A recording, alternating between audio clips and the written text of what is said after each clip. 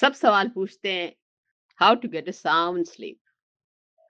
सबसे बढ़िया चीज है get up early, sleep early, stick to sleep schedule, go to bed and wake up at the same time every day.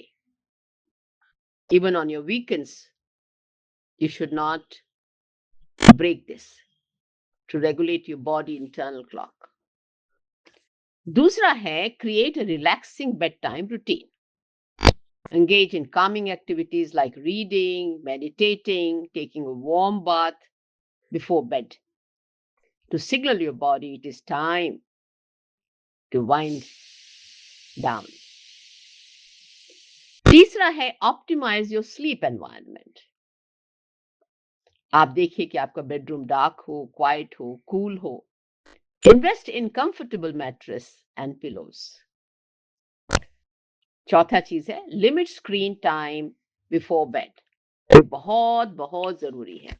Avoid electronic devices like phones, tablets and TVs at least 2 hours before bedtime, as the blue light can disrupt melatonin production.